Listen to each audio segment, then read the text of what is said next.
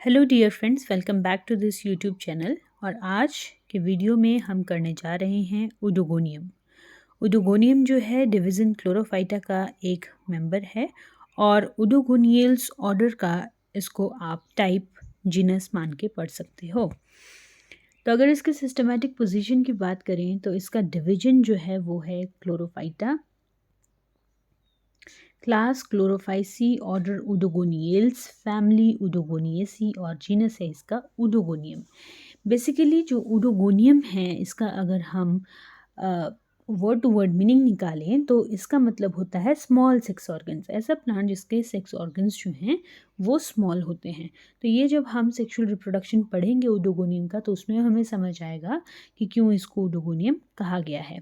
तो सबसे पहले हैबिटाट की बात करते हैं। अभी तक उडोगोनियम की 285 स्पीशीज़ जो हैं वो नोन हैं और सारी की सारी फ्रेश वाटर यानी एक्वेटिक हैं। और ये जो है एज ए एपीफाइट हमें नज़र आता है दूसरे प्लांट्स के ऊपर।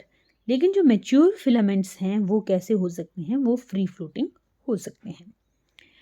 अब बात करते हैं इसके वेजिटेटिव स्ट्रक्चर की। इसका जो थैलस है, थैलस क्यों, अगेन बार बार वही बताया जा रहा है। जो एल्गी है उनका जो प्लांट बॉडी होती है उसको थैलस कहा जाता है क्योंकि it is not differentiated into true root, stem and leaves.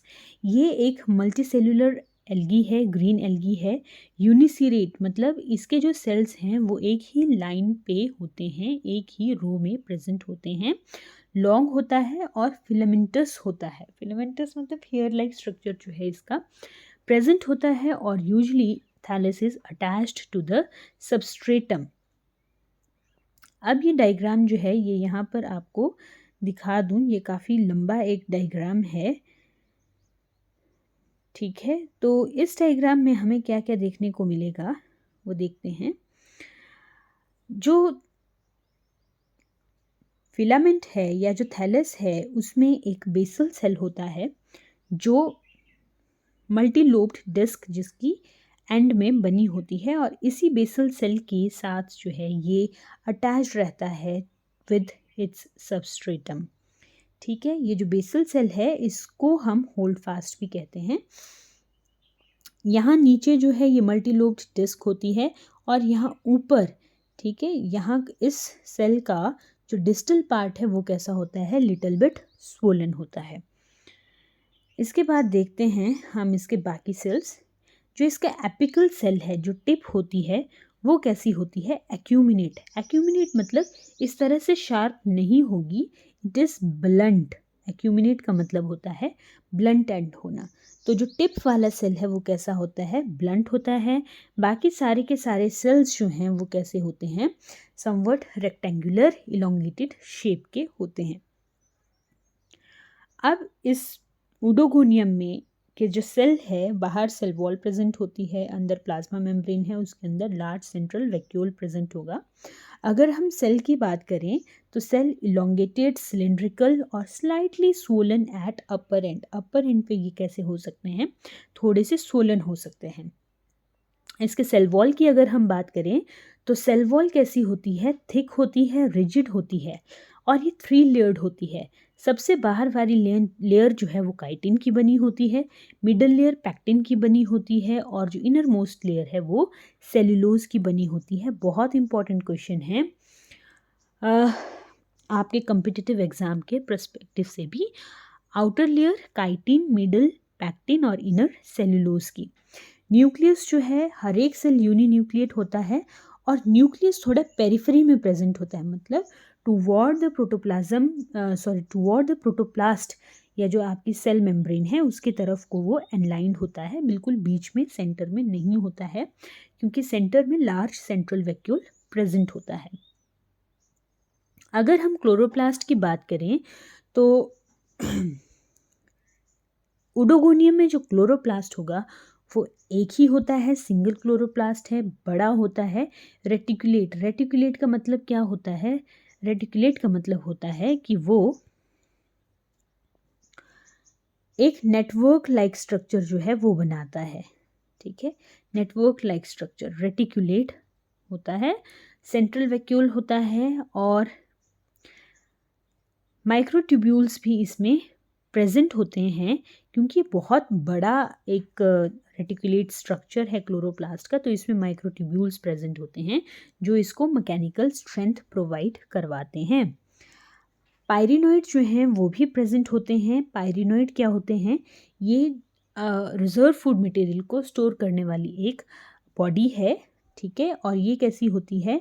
Protein यानी pyrenocrystal surrounded by starch, protein surrounded by starch, ये जो है पायरिनोइड में प्रेजेंट होता है, यानी पायरिनोइड का स्ट्रक्चर है। ये क्वेश्चन भी इम्पॉर्टेंट है और HPPSC के असिस्टेंट प्रोफेसर के एग्ज़ाम में ये क्वेश्चन आया था कि प्रोटीन जो है जब सराउंड करती है स्टार्च से किसी एल्गी की बॉडी में तो उसको क्या कहा जाता है? पायरिनोइड कैसा स्ट्रक्चर होता है। उसके बाद जो कैरेक्टरिस्टिक फीचर हमें देखने को मिलते हैं वो होती है कैप्स। ये रिंग लाइक स्ट्रक्चर होते हैं जो हमें किसी उडोगोनियम के जो सेल्स हैं उसके डिस्टल एंड पे हमें देखने को मिलती हैं। तो ये क्या है? Ring like striations at distal end. उसके बाद जिस सेल में ये कैप्स होती हैं उसको हम बोलते हैं कैप सेल। जिस सेल में ये प्रेजेंट होती हैं कैप्स उसको कैप सेल बोलते हैं और ये उडोगोनियल्स के कैरेक्टरिस्टिक फीचर है। अब उडोगोनियम में पिगमेंट्स कौन कौन से मिलते हैं? Chlorophyll A, chlorophyll B, characteristic of green algae, carotene और ज़ेंथोफिल्स भी इसमें प्रेजेंट होते हैं। तो this is all about the structure of Oedogonium showing vegetative structure. आप इस डायग्राम को इस तरह से बना के इसे क्वेश्चन में एक्सप्लेन कर सकते हैं।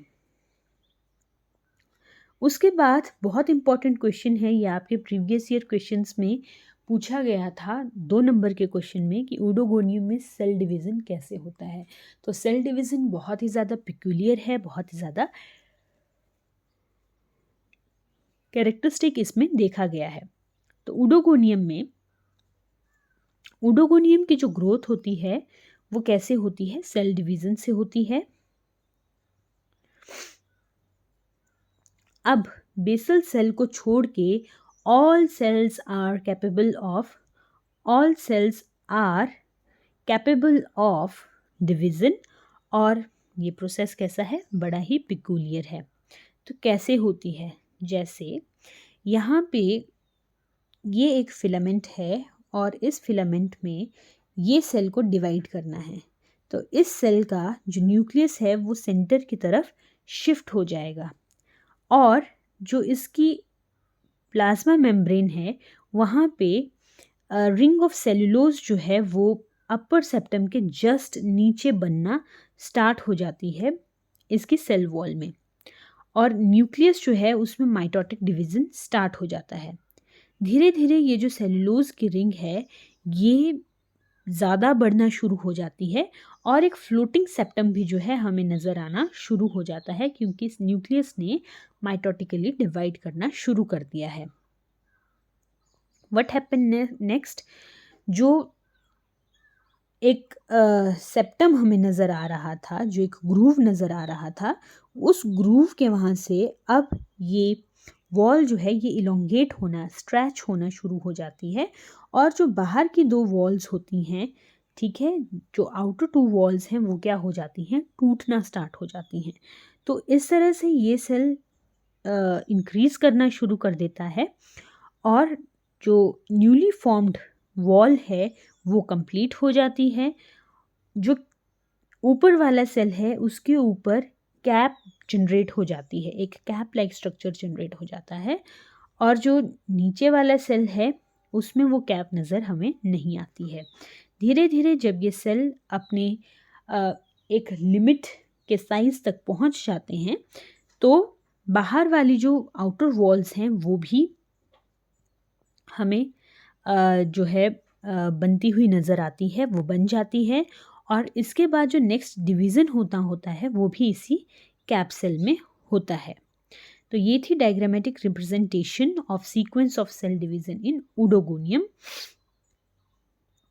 तो हमने क्या देखा कि कोई भी cell except the basal cell is capable of division, सबसे पहले क्या होगी, न्यूक्लियस सेंटर में आ जाएगा और एक ट्रांसवर्स रिंग ऑफ सेलुलोज जो है वो बनना स्टार्ट होगी, जो बाहर से अंदर की तरफ जाएगी।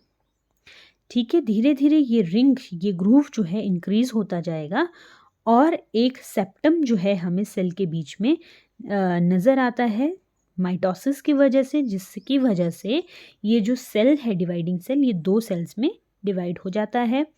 अब ऊपर जहाँ पर ये ग्रूव हमें नज़र आ रहा था, जैसे ही सेल डिवाइड होता है ये ग्रूव इलोंगेट होना स्टार्ट कर देता है, स्ट्रेच करना स्टार्ट कर देता है, जिसकी वजह से ये डिवाइडेड जो सेल है ये कैसा हो जाता है, इलोंगेट हो जाता है, आउटर वॉल्स टूटती हैं, इसलिए हमें जो अपर सेल है, डिस्टल सेल है, उसके ऊपर हमें कैप नज़र आती है, तो उसको हम क्या बोल देते हैं, कैप सेल बोल देते हैं।